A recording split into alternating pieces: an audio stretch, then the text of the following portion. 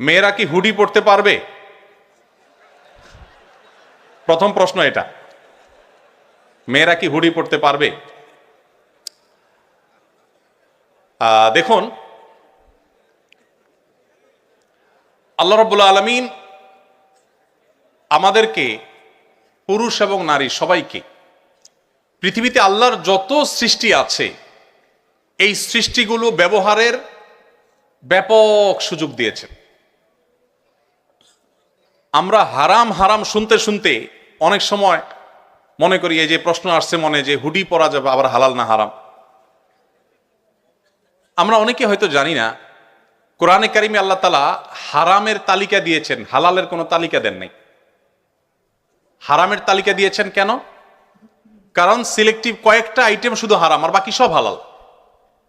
ইসলামী ফিকহের একটা গুরুত্বপূর্ণ প্রিন্সিপাল হলো, মূলনীতি হলো যে আল আসলু ফিল আশিয়াই আল ইবাহা। সৃষ্টি জগতের সবই মানুষের জন্য হালাল, সব। যেগুলো আল্লাহ তাআলা নিষেধ করেছেন শুধুমাত্র ওই আইটেমগুলো বাদে বাকি সব হালাল। হারামের তালিকা আল্লাহ কোরআনে উল্লেখ করেছেন, হুররিমা আলাইকুমুল মাইতাতু ওয়াদ-দামু ওয়া লাহমুল খিনজিরি ওয়া মা উহিল্লা লিগাইরিল্লাহ। তোমাদের জন্য রক্ত হারাম করা হয়েছে, রক্ত, এটা আমাদের স্বাস্থ্যের জন্য ক্ষতিকর। মৃত প্রাণী হারাম করা হয়েছে, শূকর হারাম করা হয়েছে। এটা অবশ্য বুঝে আসে না শূকর হারাম কেন করা হয়েছে। পৃথিবীর বহু মানুষ শূকর খায়, কিন্তু তারা ভালো আছে, সমস্যা নাই, বোঝা যাচ্ছে। তাহলে কেন হারাম করেছেন? ওই যে আল্লাহ রাব্বুল আলামিনের সব টেকনোলজি আমাদের বোঝা জরুরি না।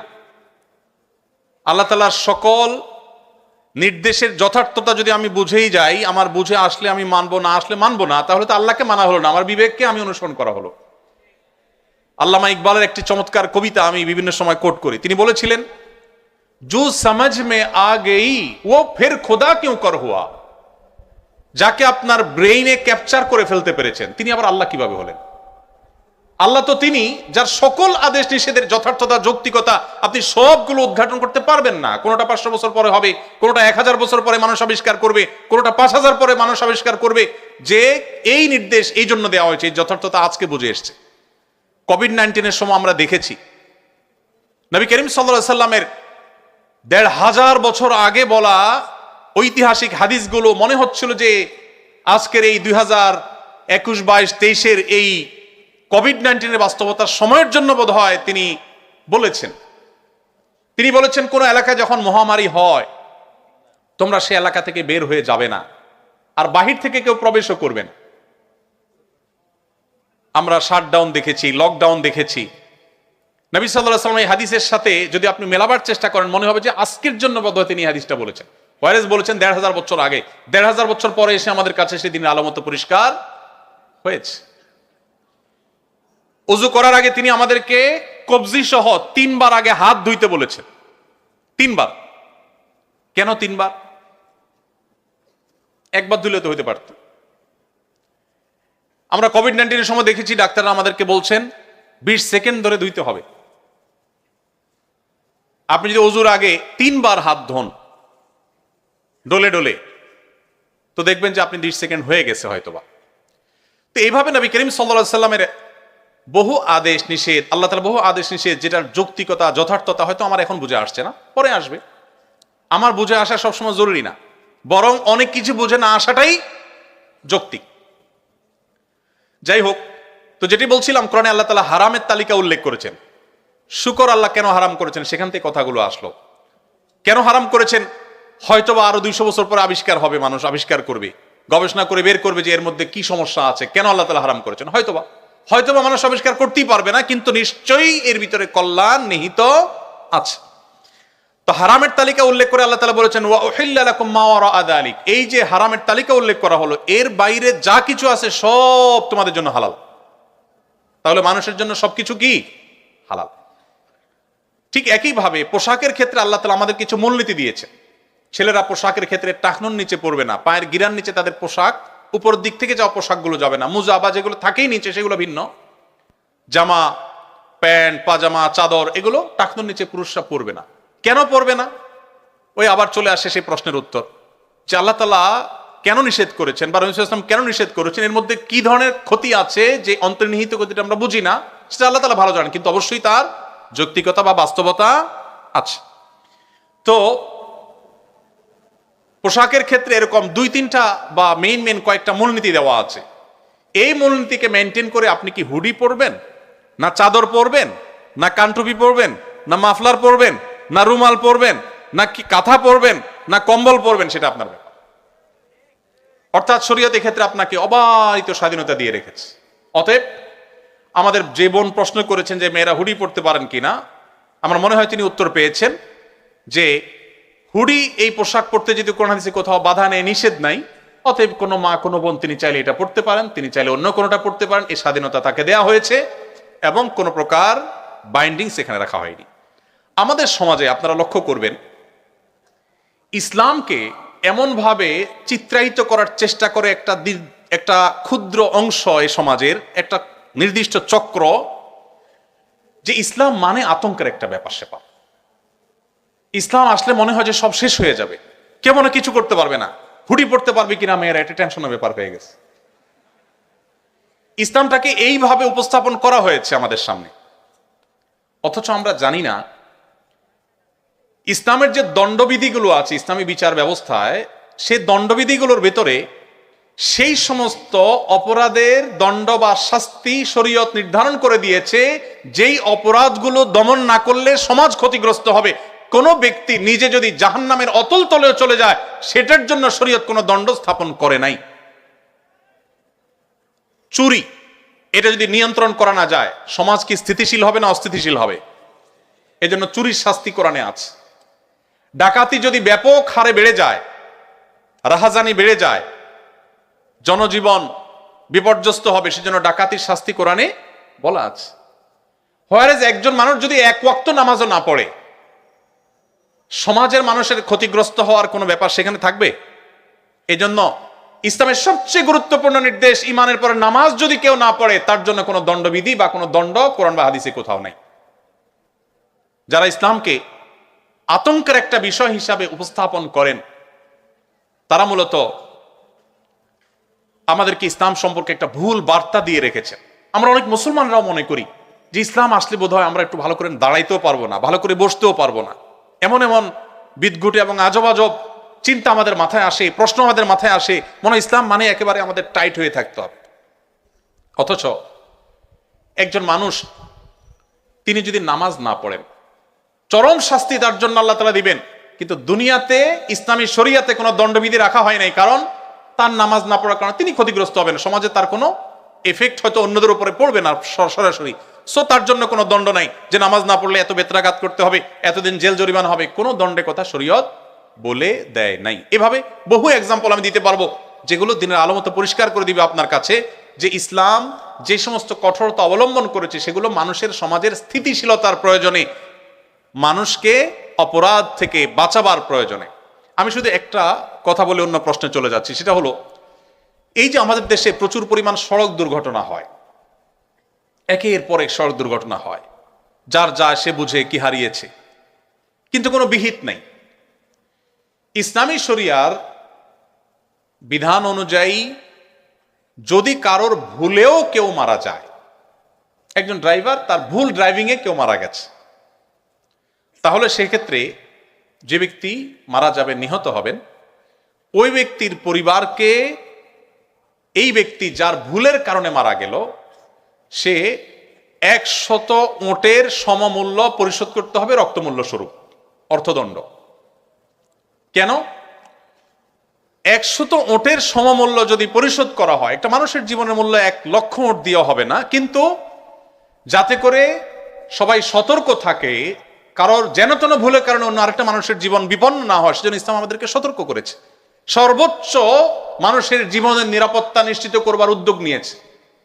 আমি জানি না পৃথিবীর কোন দেশের আইনে কি আছে, কিন্তু আমাদের দেশের আইনে অন্তত এরকম অ্যাক্সিডেন্টে মারা গেলে যাদের আত্মীয় স্বজন মারা যায়, তাদেরকে 5,000-10,000 টাকা করে অনেক সময় লাশ দাফন করার জন্য দেওয়া হয়।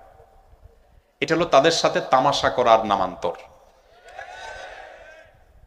একটা পরিবারের উপার্জনক্ষম একদম ব্যক্তি বা যে কোনো একজন ব্যক্তি মারা যাওয়ার পর ওই পরিবার কতটা ক্ষতিগ্রস্ত হয়, এটা একমাত্র তারাই জানে যারা সাফারার হয়।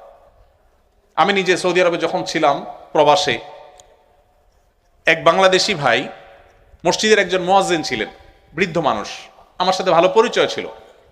অনেকদিন পরে শুনতে পারলাম যে ভদ্রলোক রোড অ্যাক্সিডেন্টে মারা গেছেন। কি হয়েছে? উনি ফজরের সময় রাস্তা ক্রস করে আসছিলেন, মসজিদে আজান দিবেন, এর মধ্যে একটা প্রাইভেট গাড়ি এসে ওনাকে আঘাত করেছে, উনি স্পট ডেড মারা গেছেন। পরে আমরা খবর নিলাম যে লোকটার কি হয়েছে। সেখানে থাকাকালীন সময় আমার ডিউটির মধ্যে একটা কাজ ছিল, মাঝে মধ্যে আমাকে কোর্টে যেতে হতো। বাংলাদেশি কোনো আসামি থাকলে তাদের মধ্যে জাজদের দোভাষী হিসাবে কাজ করার জন্য মাঝে মধ্যে আমাদের ডাক পড়তে যেতে হতো।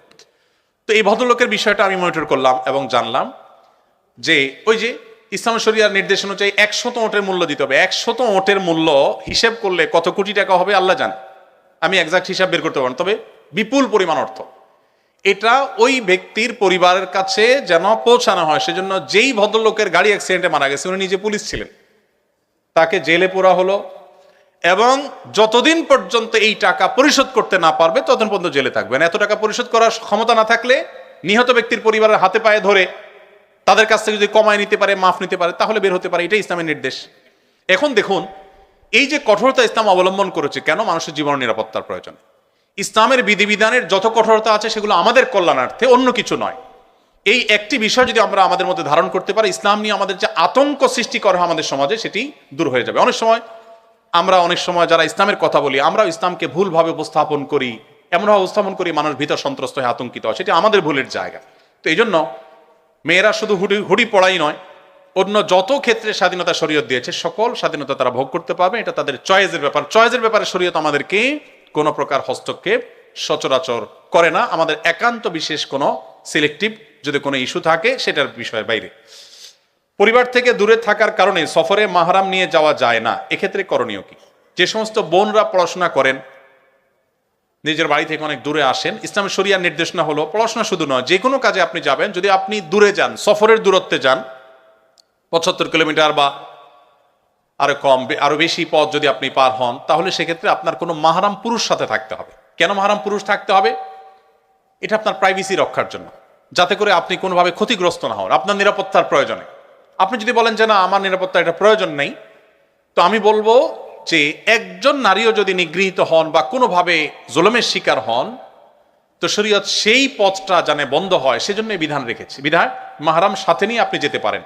মাহরাম আপনাকে রেখে আসলো হোস্টেলে, এরপরে মাহরাম চলে আসলো, আপনি পড়াশোনা করছেন, পর্দা পুশিদার মধ্যে থেকে যদি করতে পারেন, শরীয়ত সেখানে কোনো বাদ সাধে না, আপনার জন্য সেই স্বাধীনতা শরীয়ত দিয়েছে। কিন্তু সফরের দূরত্ব যদি হয় তাহলে মাহরাম আপনার সাথে যেতে হবে, যদি না যায় তাহলে আপনি গুনাহগার হবেন। মাহরামের যে তালিকা সেটা খুব দীর্ঘ, শুধু বাবা আর ভাই না, অতএব যে কোনো মাহরাম আপনার সাথে যেতে পারেন। অবশ্য বিশেষ বিবেচনায় মহিলাদের অন্যান্য মহিলাদের সাথে যদি যায়, সেখানে নিরাপত্তার কোনো সমস্যা হলে অন্য মেয়েরা তাকে ধরতে পারবে, এরকম পরিস্থিতি তৈরি হলে ক্ষেত্র বিশেষে অনেক ওলামা ইকরাম ফতোয়া দিয়েছেন যে সেটা করা যাবে। মাহরাম নাই, অন্যান্য মেয়েদের সাথে যদি সহযাত্রী হয়ে যান, এটা স্পেশাল এবং বিশেষ বিশেষ ক্ষেত্রে। ভার্সিটির কাজের ক্ষেত্রে ছেলেদের সাথে কথা বলতেই হয় আমাদের, এ ব্যাপারে পরামর্শ দিন। আল্লাহ রাব্বুল আলামিন বলেছেন ওয়াকুলনা কাওলাম মারুফা। মেয়েরা যদি কোনো প্রয়োজনে ছেলেদের সাথে কথা বলতে হয়, সেই কথাটা হবে স্বাভাবিক এবং প্রয়োজনীয় কথা, অপ্রয়োজনীয় কথা না। ইনবক্সে গিয়ে হাই, কি খাইলা, কি করো, এসব ফাওয়া আলাপ করতে শরীয়ত নিষেধ করে। কারণ এই ফাও আলাপগুলো আমাদেরকে অনেক খারাপ পথে নিয়ে যায়। আমরা এই বিষয়ে সম্মত জগন্নাথ বিশ্ববিদ্যালয় সিরাজ সেমিনারে কথা বলার পর সেখানকার অ্যাক্টিং ভিসি মহোদয় বলেছিলেন যে ভাই,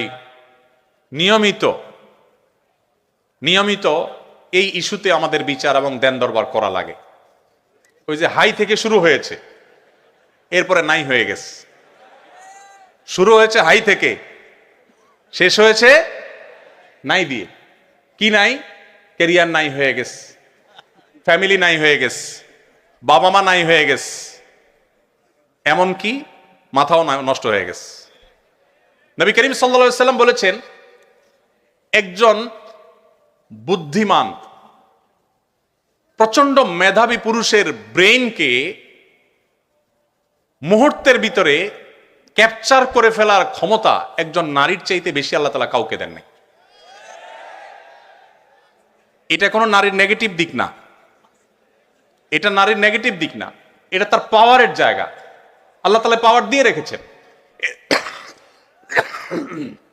এজন্য একজন পুরুষ তিনি সতর্ক থাকবেন, সজাগ থাকবেন যে আমি কোনোভাবে যেন ভুল পথে পা না বাড়াই, অসময়ে অজাগায় হাই দিয়া যেন নাই হয়ে না যায়।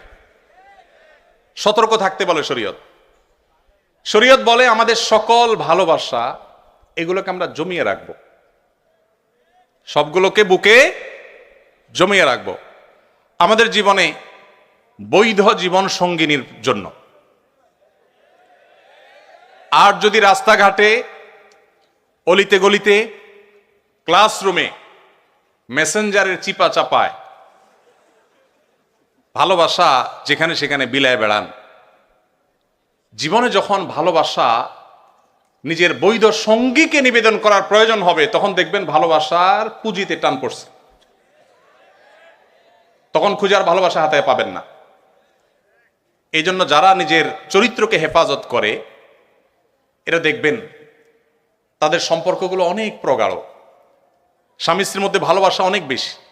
আর যারা সকাল বিকাল ভালোবাসা বিনিময়ের নামে অবৈধ সম্পর্ক আদান প্রদান করে এবং এগুলোকে প্রমোট করে, আমি কাউকে ছোট করার জন্য বলছি না, তাদের দেখবেন যত ডাকডোল পিটিয়ে বিয়ে হয় তত ডাকডোল পিটিয়ে আবার ভাঙে। আপনাদেরকে সকাল বিকাল যারা নাটক, সিনেমা, নোবেল, উপন্যাসে প্রেম নামক এই হারাম রিলেশনকে যারা শিখায়, মুসলিম যুবকের তেজ ধার দ্বারা ধ্বংস করার চক্রান্তে লিপ্ত, সেই তথাকথিত প্রেম বা ভালোবাসার অভিনয় করে করে যারা আপনাদেরকে শিখায় কিভাবে প্রেমকে জয় করতে গিয়ে ধর্মকেও বৃদ্ধাঙ্গুলি দেখাতে হবে, নিউজে পজিটিভলি দেখানো হবে, অন্য ধর্মের দুইজন দুই ধর্মের হওয়া সত্ত্বেও তাদের ধর্ম তাদের ভালোবাসায় বাধা হয়ে দাঁড়ায় নাই। বাহ, উনি একটা কিছু জয় করেছেন। কি জয় করেছেন? ওনার ভালোবাসা উনি জয় করেছেন। খুব পজিটিভলি দেখানো হয়, তাই না? পৃথিবীতে এত কিছু ঘটে, কিন্তু উপন্যাস মানেই ঘুরে ফিরেও চিপায় ওই অবৈধ সম্পর্ক, ওই হারাম রিলেশন, ওই 2 নম্বর পথ, ওই বাবা মার অবাধ্যতার পথে নিয়ে যাওয়া, ওই কেরিয়ার ধ্বংস করে দেওয়া, পড়াশোনা ধ্বংস করে দেওয়া, ইমান আমল শেষ করে দেওয়া, তারুণ্য শেষ করে দেওয়া। এরা এদেশের তারুণ্যের সবচেয়ে বড় শত্রু। এদেশে যত আত্মহত্যা করেছে তরুণেরা অপরিণত বয়সে প্রেম নামক এই অবৈধ রিলেশন করতে গিয়ে, যত বাবা মায়ের বুক খালি হয়েছে, যত বাবা মায়ের সাথে সন্তানের সম্পর্ক নষ্ট হয়েছে, যত সন্তান ঘর ছাড়া হয়েছে, যত তরুণের পড়াশোনা ধ্বংস হয়েছে, যত তরুণের ক্যারিয়ার নষ্ট হয়েছে, যত মানুষের চাকরি জীবন ধ্বংস হয়েছে, যত সংসার ভেঙেছে, যত বাচ্চারা মা বাবার স্নেহহারা হয়েছে, এই সবগুলোর জন্য তথাকথিত বিবাহ বহির্ভূত অবৈধ ভালোবাসার প্রমোটাররা আসামি। এরা কেউ এই সমস্ত অপরাধের দায় এড়াতে পারে না। এরা আপনাকে সকাল বিকাল অভিনয় করে দেখাবে কিভাবে প্রেমকে জয় করতে হয়। মা বাবার অবাধ্য হয়েও নিজের অবৈধ কাজের সঙ্গীর হাত ধরে চলে যেতে হবে, সমাজকে বৃদ্ধাঙ্গুলি দেখিয়ে, মা বাবাকে বৃদ্ধাঙ্গুলি দেখিয়ে এটাকে পজিটিভলি তারা তুলে ধরবে। হ্যাঁ, অবশেষে নাটকে, সিনেমায়, নোবেলে প্রেমের জয় হয়েছে, মা বাবা হাসছে, সবাই পরে মাইনা নিছে। এসব যারা সারাদিন দেখায় আপনাদেরকে, মানে প্রেমের যারা প্রশিক্ষক, আপনাদের এই 2 নম্বর কাজের যারা প্রশিক্ষক, এই প্রশিক্ষক বেচারাদের দুরবস্থা হলো, দেখবেন তাদের এক একজনের জীবনে 5টা, 7টা, 9টা, 10টা বিয়ে হয়েছে। যত আওয়াজ করে বিয়ে হয় তত আওয়াজ করে ভাঙে। এরা নিজেরাই তো ব্যর্থ। এরা আপনাদেরকে কি প্রেম শিখাবে? প্রেম শিখবেন মসজিদের ইমাম সাহেবের কাছে, প্রেম শিখবেন মাদ্রাসার হুজুরের কাছে। বউ ছাড়া বেচারা কিচ্ছু বুঝে না, নিজের ভালোবাসা সব উজাড় করে দিয়েছে তার বৈধ সঙ্গীর জন্য। আকাম কুকাম করে অজায়গায় কুজায়গায় ভালোবাসা বিলায় না। পশ্চিমাদের মোরালিটি শেষ হয়ে গেছে। আমি একটা কথা জোরালো ভাবে বলি, জ্ঞানে বিজ্ঞানে, তথ্য প্রযুক্তিতে, অবকাঠামোতে, অন্য অনেক বিষয়ে পশ্চিমারা যদি আমাদের চাইতে 200 বছর এগিয়ে থাকে, পরিবার ব্যবস্থাপনায় আমরা তাদের চাইতে 500 বছর এগিয়ে আছি। আপনারা তাদের কাছ থেকে জ্ঞান বিজ্ঞান নেন, আমার আপত্তি নেই। আপনারা তাদের কাছ থেকে অন্যান্য ভালো দিকগুলো নেন, আমার আপত্তি নেই। কিন্তু তাদের বস্তা পচা সস্তা বিবাহ বহির্ভূত রিলেশনের এই বিষ বাষ্প যদি আপনার সমাজে আমদানি করেন, তো মনে রাখবেন আজ জাপান, কোরিয়া, ইটালি যে দেশগুলোর নাম বলছি, এর বাইরে উন্নত অনেকগুলো দেশের কথা আমি